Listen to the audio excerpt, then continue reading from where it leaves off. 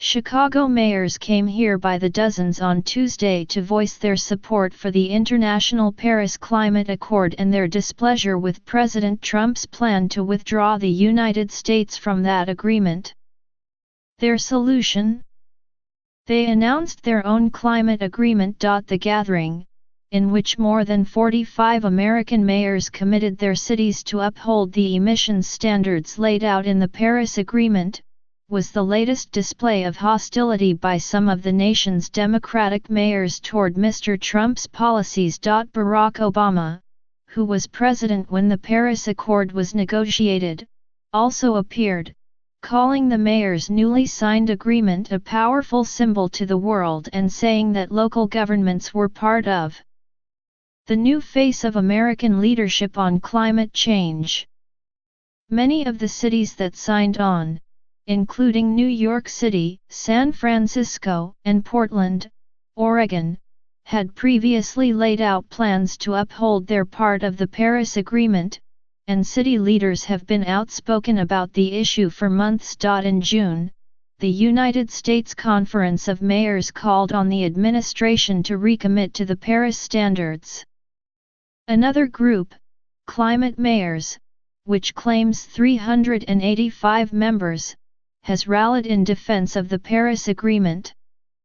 And a coalition of states, local governments, and businesses announced plans this summer to try to uphold America's Paris commitments despite the federal withdrawal. But Rahm Emanuel, Chicago's mayor and the host of the meeting, said the agreement here offered more specific emissions reduction goals and a mechanism for reporting cities' progress. Cities are stepping into the void of leadership, Mr. Emanuel said. Under the agreement, which is not legally enforceable, city leaders committed to reducing their own localities' greenhouse gas emissions 26 to 28% below 2005 levels by 2025, the national goal negotiated by Mr. Obama's administration.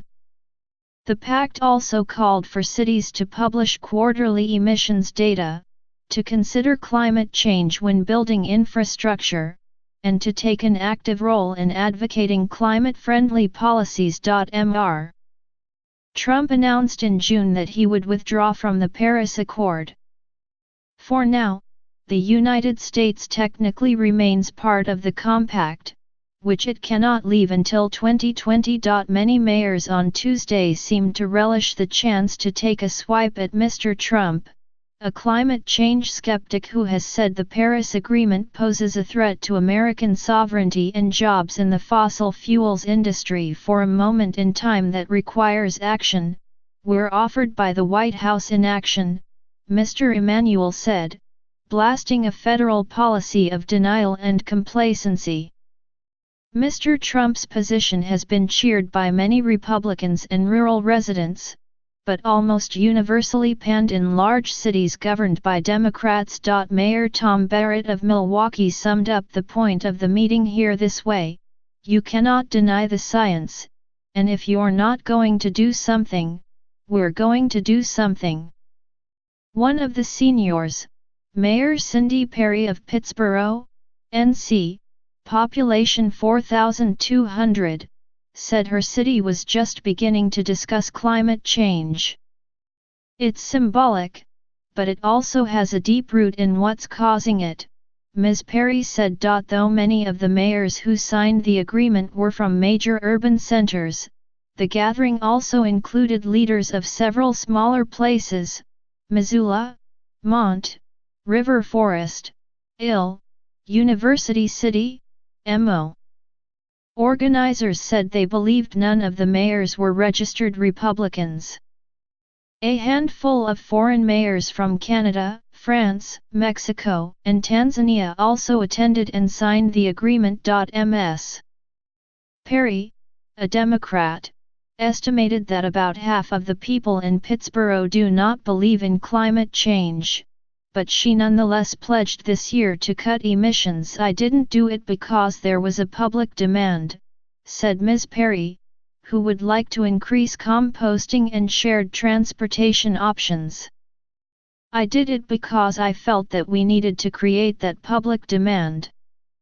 Mr. Emanuel, a Democrat, has emerged as a vocal, persistent check on Mr. Trump's powers, clashing with the administration on climate change, law enforcement, and immigration. "I'm determined to make Chicago a Trump-free zone," Mr. Emanuel said in an interview on Tuesday, though he was just a few blocks from the Trump Tower skyscraper on Chicago's riverfront.